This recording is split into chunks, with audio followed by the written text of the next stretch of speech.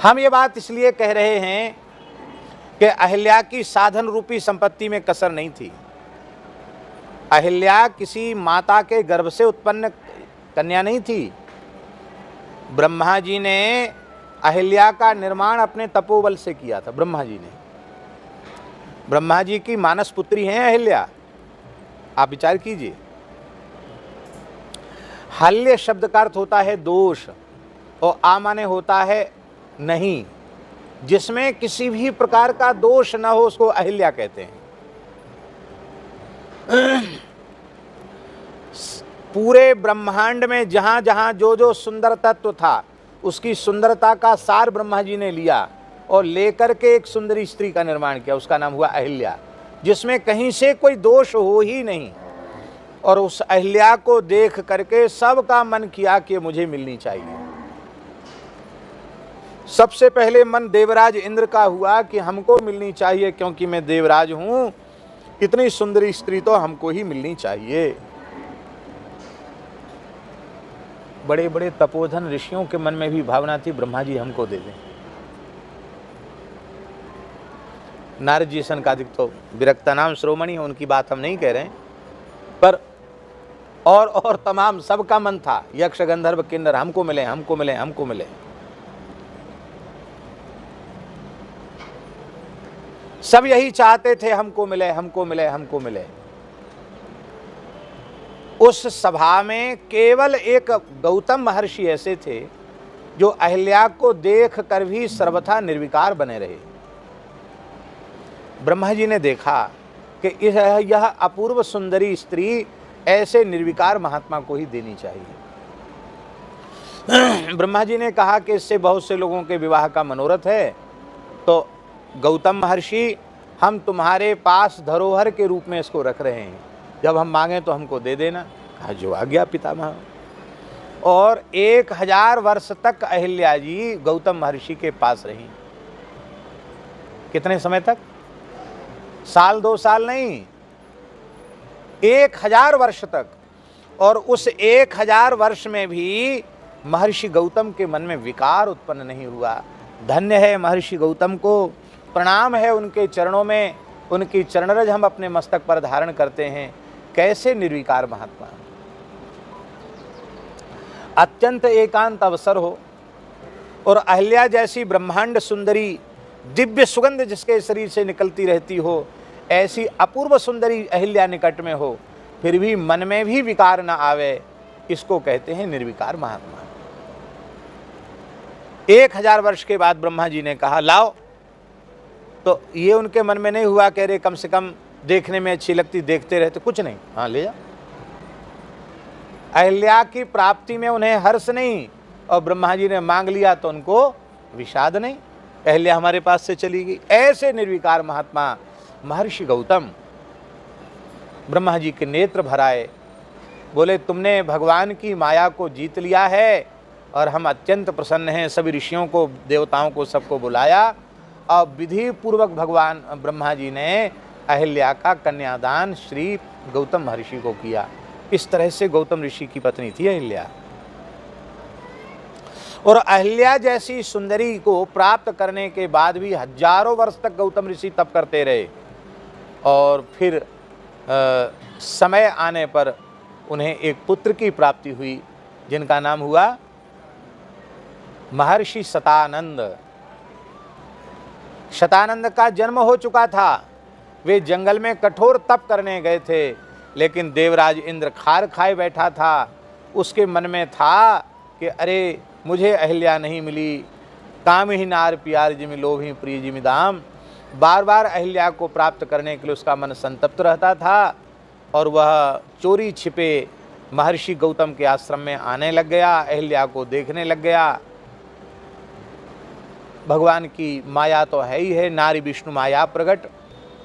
अहिल्या के मन में भी कामना जग गई। अहिल्या के मन में कामना न जगती तो इंद्र को अवसर न मिलता, पर अहिल्या के मन में भी कामना जग गई और महर्षि को के साथ छल किया गया।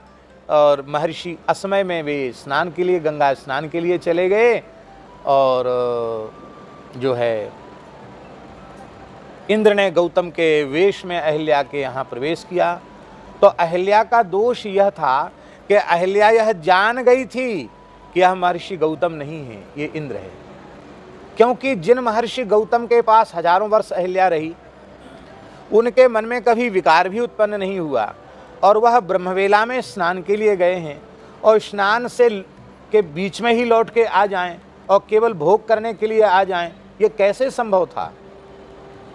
विचार की कसौटी पर ये बात खरी नहीं उतरती थी, लेकिन वह समझती थी कि यह देवराज इंद्र है।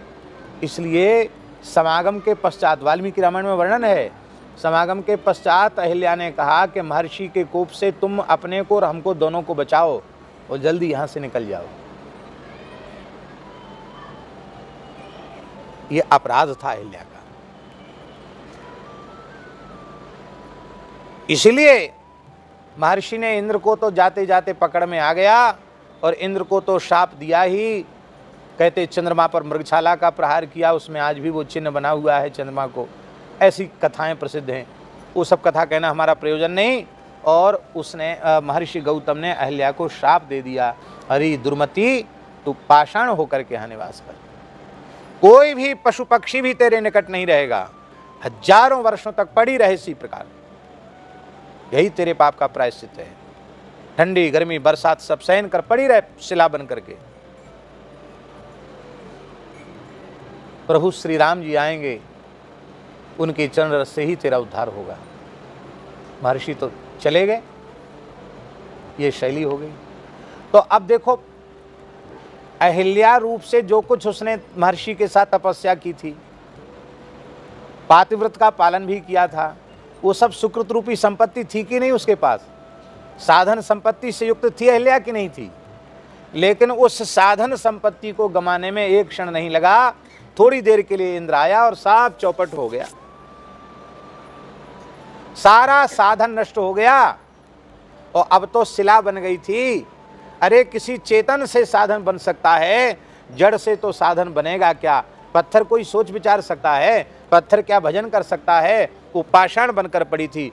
अब कोई साधन करने की योग्यता उसमें नहीं थी, क्योंकि चेतना ही, जड़ पाषाण हो गई थी, वो चैतन्यता उसमें नहीं थी। चैतन्यता तो राम जी के चरण के स्पर्श से आई। तो अब पाषाण रूप से न तो भक्ति का साधन वो कर सकती थी, न ज्ञान का साधन कर सकती थी, न योग का साधन कर सकती थी, न निष्काम कर्म का साधन कर सकती थी। वह अपना उद्धार नहीं कर सकती थी। वो सर्वथा समस्त प्रकार के पुरुषार्थों से शून्य थी। पुरुषार्थ से शून्य होने के कारण अत्यंत दीन थी। साधन से सर्वथा हीन थी। न उसमें सम था, न उसमें दम था, न दया, न दान, कुछ नहीं था उसमें। और श्री ठाकुर जी ने अयोध्या से चलकर उद्धार के लिए आए, अहिल्या के पैदल चल करके आए। आप लोग कहेंगे अहिल्या उद्धार के लिए थोड़ी आए, वो तो विश्वामित्र जी के यज्ञ की रक्षा के लिए आए थे, अथवा विश्वामित्र जी की यज्ञ की रक्षा के बाद भी गुरु महाराज के साथ मिथिला की ओर जा रहे थे। अहिल्योद्धार के लिए तो नहीं आए थे। उनका प्रयोजन तो विश्वामित्र जी का यज्ञ रक्षण और गुरु आज्ञा से गुरु जी ने कहा ब्राह्मणों के यज्ञ की रक्षा तो कर ली, अब क्षत्रियों के यज्ञ की रक्षा भी करनी है, तो भगवान कृपा करके पधारे थे। पर अहिल्योद्धार के लिए भगवान अयोध्या से चलकर आए। ऐसी बात गोस्वामी तुलसीदास जी क्यों कह रहे हैं? ऐसी बात गोस्वामी तुलसीदास जी महाराज इसलिए कह रहे हैं कि तारका उद्धार की आज्ञा तो विश्वामित्र जी ने राम जी को दी, यज्ञ रक्षा की आज्ञा विश्वामित्र जी ने राम जी को दी, पर अहिल्योद्धार का प्रश्न तो राम जी ने बिना महर्षि के पूछे, बिना उनकी आज्ञा के अपनी ओर से प्रश्न किया। अपनी ओर से राम जी ने प्रश्न किया। इससे सिद्ध होता है कि और सब प्रयोजन तो गौण थे। मानो यज्ञ रक्षा भी संकल्प से कर सकते थे, मानो धनुष भी संकल्प से तोड़ देते, लेकिन भैया अहिल्या को चरण रज देने के लिए तो राम जी को चल के आना ही पड़ता। शिला को देखा तो राम जी ने अपनी ओर से कहा कि ये कौन है, क्या है? ये पूरा आश्रम इतना सुंदर है पर उजड़ा हुआ सा क्यों है? यहाँ कोई पशु पक्षी का भी कलरव यहाँ क्यों नहीं है? तो सारी बात बता दी। इसीलिए जब महर्षि विश्वामित्र जी के साथ राम जी चले हैं, तब गोस्वामी जी कहते कृपा सिंधु मति धीर अखिल विश्व कारण करण। यहाँ कृपा सिंधु मति धीर अखिल विश्व कारण करण, ये विशेषण देकर गोस्वामी जी मानो अहिल्योद्धार के लिए प्रभु चले हैं, ये इंगित कर रहे हैं। बोलो भक्तवत्सल भगवान की। ऐसी निषाद राज को हृदय से लगाया, ऐसे ही केवट को हृदय से लगाया। देखो निषाद को पापरत क्यों कहा गया, बहुत ध्यान से सुने। श्रीमद् भागवत जी में कथा आती है चौथे स्कंध में कि जब हुंकार किया ऋषियों ने, और ऋषियों के हुंकार से बेन का शरीर गद्दी पर बैठे बैठे ही शांत हो गया, तब मनुवंश की परंपरा विलुप्त हो रही थी। तब मनुवंश की परंपरा विलुप्त न होवे इसके लिए ऋषियों ने मंत्रात्मक मंथन किया। तो सबसे पहले उसके शरीर का मंथन किया, तो उसके शरीर मंत्रात्मक मंथन था, वो मंत्रों से ही मंथन था। मंत्रात्मक मंथन किया तो बेन का सारा पाप काले काले पुरुष के रूप में, जो बोने कद का था, आंखें पीली थी, नाक चिपटी सी थी, कान खूंटी के जैसे कठोर थे, ऐसा एक बेडौल पुरुष, काला कलूटा पुरुष निकला। लेकिन वो था बड़ा विनम्र, उसने बड़े श्रद्धा से ऋषियों को प्रणाम किया और कहा मैं आपकी कृपा से उत्पन्न हुआ हूँ, मुझे क्या आज्ञा है। तो ऋषियों ने कहा निषीद। क्या कहा? निषीद। निषीद माने बैठ जा। तो जो आज्ञा कहकर वो बैठ गया, इसलिए निषाद हो गया। यहाँ कहते हैं कि महात्मा कितने करुणामय होते हैं। तो महात्माओं ने कहा कि यद्यपि राजा बेन के पाप ही तुम हो, लेकिन तुमने जो संतों को बड़ी श्रद्धा से प्रणाम किया है, इस प्रणाम से हम ऋषि मुनि इतने रीझ गए कि तुम्हारे वंश में निषादराज गुह उत्पन्न होंगे, जो भगवान श्री राम के सखा होंगे, और वे तुम्हें उन निषादराज गुह को हृदय से लगा करके तुम्हारी अपावनता को सदा के लिए धो डालेंगे। ये आशीर्वाद दिया था। उन्हीं के आशीर्वाद से इसी निषाद के वंश में आगे चलकर श्री निषादराज गुह जी का जन्म हुआ है। राजा के शरीर से पैदा होने के कारण इनको जंगल का राज्य दिया गया। तो पशु समान बनचारी, जैसे पशु जंगल में घूमते रहते ऐसे वन में घूमते रहते। वहाँ खेती पाती क्या रखी है? तो मांस खाना, मद्यपान करना और रास्ते में जंगल में लोगों को लूट लेना, यही उनका काम था। ऐसी जाति के निषाद राज को भी आपने हृदय से लगाया और श्री केवट जी को भी अपने हृदय से लगाया। राम जी ने न लोक की मर्यादा रखी न वेद की मर्यादा, सबको परवाह त्याग करके राम जी ने उसकी अस्पृश्यता, नीचता, जाति की हीनता, किसी का विचार भगवान ने नहीं किया। हृदय से लगाया, भुजाओं में भर के उठाया, हृदय से लगाया। ऐसे हृदय से लगाया जैसे भरत जी को लगाया, जैसे हनुमान जी को लगाया, ऐसे हृदय से भगवान ने हृदय से लगा लिया। ऐसे करुणामय भगवान ने। इंद्र के पुत्र जयंत ने इतना बड़ा अपराध किया था, इतना बड़ा अपराध किया था कि गोस्वामी जी कहते कहीं न जाय अति भारी। इतना भारी अपराध था कि उसको वाणी से कोई कह नहीं सकता है। ये बात हम इसलिए कह रहे हैं कि जयंत जो है सामान्य नहीं है।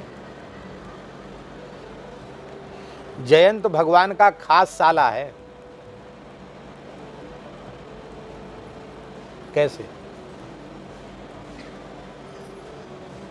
इंद्र की बेटी जयंती, उसका विवाह भगवान ऋषभ देव जी के साथ हुआ है।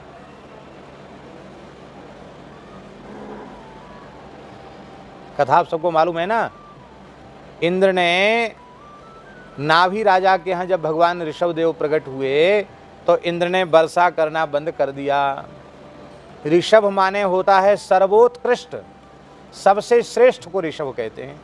इंद्र नाराज हो गए, बोले रे हम देवराज सबसे श्रेष्ठ, हमको तो आज तक किसी ने ऋषभ कहा नहीं। नाभि राजा का एक लड़का है, राजकुमार है, उसको लोग ऋषभ कहने लग गए, भगवान ऋषभ कहने लगे। अरे ये भगवान ऋषभ कब से हो गया? अभी खबर लेते हैं कैसा ऋषभ है, सब इसको गाली पढ़ेंगे।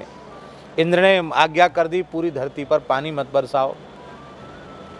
बालक ऋषभ देव जी समझ गए कि इंद्र की करतूत है, तो तुरंत उन्होंने अपने योग बल से अमृतमय बादलों की सृष्टि कर ली ओ महाराज जी, पानी की क्या चले, ऐसा दिव्य अमृत बरसा कि सारी सृष्टि पहले से सैकड़ों गुना हरी भरी हो गई। इतनी सुंदर हो गई ये सारी धरती, क्या कहना। अब तो इंद्र थर थर कांपने लग गया। इंद्र ने सोचा ये तो साक्षात परमात्मा निकले, हमसे बड़ा अपराध हो गया, कहीं मेरी कुर्सी न छिन जाए।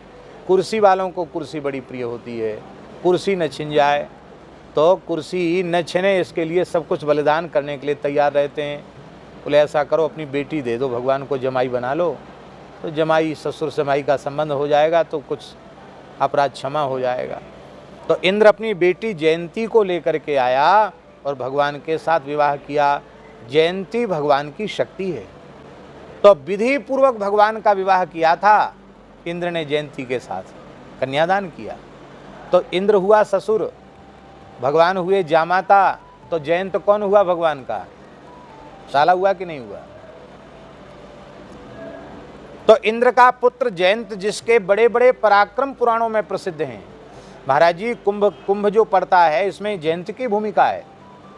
जो देवासुर संग्राम हुआ है इसमें जयंत इतना पराक्रमी था कि असुरों के हाथ से मृत का कलश छीन लिया उसने, अकेले लड़ करके, इतना पराक्रमी था जयंत। और उसी लड़ाई में 12 दिन तक की लड़ाई चली, मनुष्यों के 12 वर्ष और देवताओं के 12 दिन। और उन 12 दिनों में नासिक में, हरिद्वार में, प्रयाग में, उज्जैन में अमृत की बूंदें गिरी। तो जिस जिस मुहूर्त में गिरी, उन मुहूर्तों के आने पर उन स्थलों पर महाकुंभ पर्व होता है। महाकुंभ पर्व जो होता है उसमें जयंत की भूमिका है। और ऐसा वह जयंत, उसने राम जी की भगवत्ता पर संदेह किया। कितना बड़ा अपराध था। राम जी रास कर रहे थे चित्रकूट में, तो एक दिन इंद्र ने, जयंत ने देखा कि उसकी पत्नी सज धज के जा रही। कहाँ जा रही है बिना पूछे जाचे। बोले मैं चित्रकूट जा रही हूँ। अपरिचित तो नहीं था, क्योंकि प्रथम ही देवन गिरि गुहा राखी रुचिर बनाए, देवताओं ने बनाई है। इंद्रादि देवता आकर दर्शन कर रहे हैं भगवान का, तो ये सामान्य बात तो नहीं है। आपके पिताजी आके दर्शन करें, और एक बार नहीं कई बार आकर के दर्शन करें, सब प्रकार की सेवा करें मलुक पीठ में आके, और आपसे छिपी हुई रह जाए, ये हो सकता है क्या।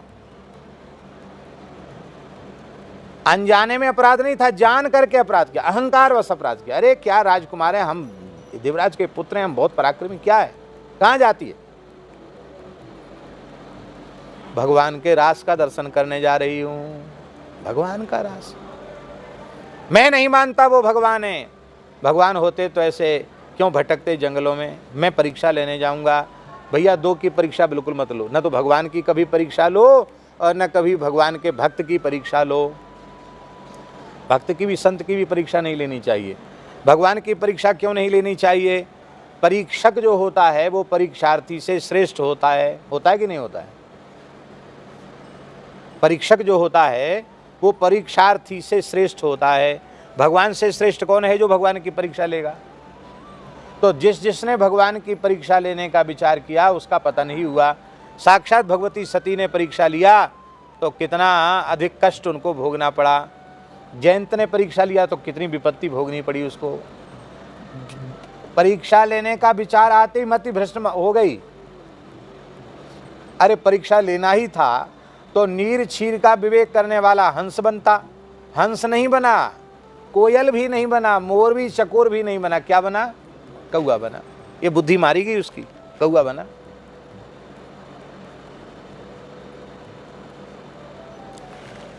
भयंकर अपराध किया था जयंत ने। और वहां भगवान श्री राम 999 महारास कर चुके थे। कितने, 999 महारास कर चुके थे। और वो 1000वां महारास के पूर्व में किशोरी जी का श्रृंगार हो रहा था। एक बार चुनि कुसुम सुहाए, निज कर भूषण राम बनाए, सीत ही पहिराए प्रभु सादर, बैठे फटिक शिला पर सुंदर। भगवान ने बड़े आदर से श्रृंगार किया था। और श्रृंगार करते करते श्री ठाकुर जी लीलावश थोड़े श्रमित से हो गए। क्यों श्रमित नहीं है ठाकुर जी, पर किशोरी जी का भाव बड़ा सुकोमल भाव है। सरकार बहुत देर से श्रृंगार कर रहे हैं, आप थक गए होंगे, थोड़ा पौढ़ लें। अच्छा, तो किशोरी जी की प्रसन्नता के लिए उनकी अंक में ही मस्तक रखकर सरकार लेट गए। और उस दुष्ट ने, वाल्मीकि रामायण में लिखा है, विददारस्तनांतरे, सीता चरण चोच हति भागा, नहीं केवल चरण में नहीं, विददारस्तनांतरे, अपने पंजे और चोंच से किशोरी जी के वक्षस्थल के मध्य में प्रहार किया। तब श्री किशोरी जी के श्रीअंग का जो रक्त के कण गिरे, उस सरकार के श्रीअंग पर जब गिरे, स्वाभाविक है ना, गोद में मस्तक है, और जैसे उसने प्रहार किया तो रक्त के कण गिरे, तो सरकार की निद्रा भंग हुई। और श्री किशोरी जी फिर भी चाहती थी कि चला जाए, नहीं तो ये भस्म हो जाएगा प्रियतम की क्रोध भरी दृष्टि में, फिर भी करुणा कर रही थी। तो राम जी ने कहा ये क्या हो गया? तो किशोरी जी ने मुस्कुरा कर कहा कुछ नहीं। कैसी करुणा है? कुछ नहीं। मन इसको कहते हैं ना रफा दफा, मामले को रफा दफा करना। तो किशोरी जी तो रफा दफा करने में लगी थी, उसके पंजे और उसकी चोंच में रक्त लगा था। और जब किशोरी जी ने कहा कुछ नहीं, ऐसे ही, तब वो बोला काऊ काऊ। अच्छा, चोरी और फिर सीना जोरी, अपराध किया, फिर वो ऊपर से कहता कि मैं हूं, चुनौती और दे रहा है। तो सरकार ने सरकंडे की सींग, सरकंडा की सींग, धनुष नहीं था वहां, बाण भी नहीं था। क्यों? रास में धनुष बाण का क्या काम? यहां तो ये दो धनुष ही काफी हैं। सरकार की दोनों भौहें धनुष हैं, और ये तिरछी चितवन यही जो है बाण है। देखो री यह नंद का छोरा, बरछी मारे जाता है, बरछी सी तिरछी चितवन से पैन छुरी चलाता है। यही हमको घायल करे बेदर्दी, आप खड़ा मुस्काता है। ये बिना प्रत्यंचा के बाण ये भगवान के दृग ही हैं, और बिना प्रत्यंचा का धनुष ये भगवान की भौहें हैं। वहाँ धनुष बाण नहीं था, इसलिए ठाकुर जी ने एक सरकंडे की सींग उठाई और ऐसे छोड़ दिया उसके पीछे। तो सरकंडे का बाण ठाकुर जी ने चला दिया, तो सकल लोक अवलोकी, उस जयंत की सभी लोकों में गति थी महाराज जी। सबसे पहले तो वह देवराज इंद्र के पास गया, पिताजी बचाओ बचाओ बचाओ बचाओ। अरे बोले भाग यहाँ से, तैने बहुत बड़ा अपराध किया है। भले ही तू मेरा एकमात्र पुत्र है, लेकिन राम विरोधी को शरण में नहीं दे सकता। अब हमारा तेरा कोई समझना, मैं तेरा बाप और ना अब तू मेरा बेटा, क्योंकि तू राम जी का विरोधी है, और अब तुझे कोई बचा नहीं सकता है। महाराज जी कहाँ तक कहें, ये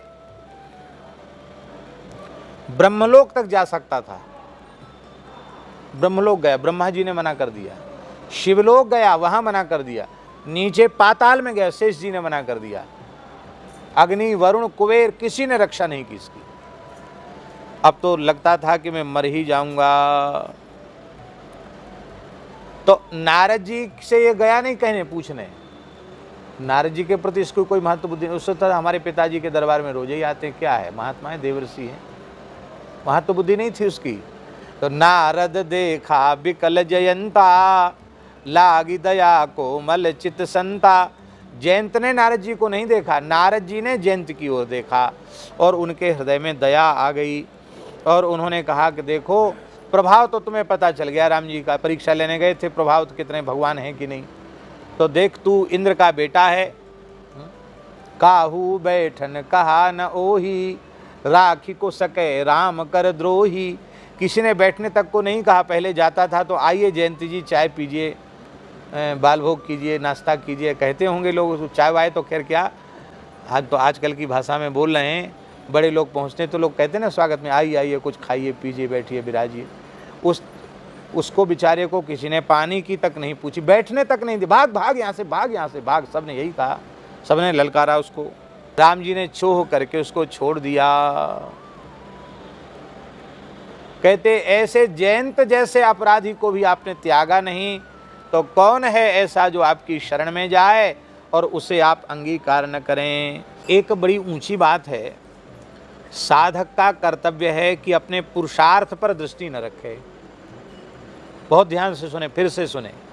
पुरुषार्थ तो निरंतर करे, पुरुषार्थ से उदासीन न हो, साधन से कभी उदासीन न हो। साधन तीव्र से तीव्र होना चाहिए। साधन में उदासीनता अपराध से आती है। साधन कम होने लग जाए तो समझ लेना चाहिए कि अपराध बढ़ रहे हैं। साधन बढ़े ये होना चाहिए, साधन घटना नहीं चाहिए, साधन बढ़ना चाहिए। और साधन से कभी संतोष नहीं होना चाहिए। 1 लाख जप कर ले तो भी चलो भैया अच्छा हुआ 1 लाख होने, क्या हुआ 1 लाख, क्या हुआ 3 लाख से? कौन कितना अधिक जपता है? देवी जी ठाकुर जी में होड़ होती थी और उस होड़ में आगे कौन निकले? ठाकुर जी आगे निकल गए। तो साधक को अपने पुरुषार्थ पर दृष्टि नहीं रखनी चाहिए, भगवान की भक्त वत्सलता पर दृष्टि रखनी चाहिए। भगवान दीन हितकारी हैं, भगवान पतित पावन हैं, भगवान कृपा सिंधु हैं, भगवान करुणा सिंधु हैं, भगवान आर्त त्राण परायण है। इन गुणों पर दृष्टि रखनी चाहिए। होता क्या है, हम अपने साधन पर दृष्टि, अपने पुरुषार्थ पर दृष्टि रखते हैं। तो पुरुषार्थ पर दृष्टि रखने से क्या होता है कि हमारे हृदय में दैन्य भाव नहीं आ पाता है, अहं भाव आ जाता है। अहम भाव आने के बाद साधन तो चौपट हो जाता है और साधन का अहंकार भीतर आते ही दम्भ आ जाता है, फिर साधन तो रह नहीं जाता।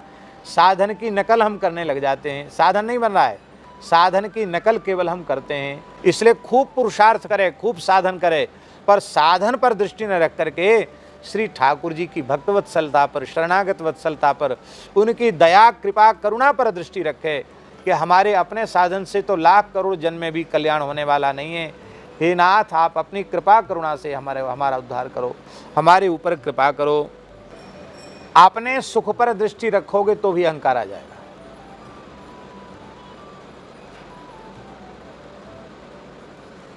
क्या है, हम देखो कितने अच्छे कक्ष में रहते हैं, कैसी बढ़िया कुर्सियां बिछी हैं, कैसा सुंदर तकिया है, कैसा बढ़िया गद्दा है, वाह। ये देखो फटीचर डोल रहे हैं, धोती में 4 जगह गांठ लगी हुई है।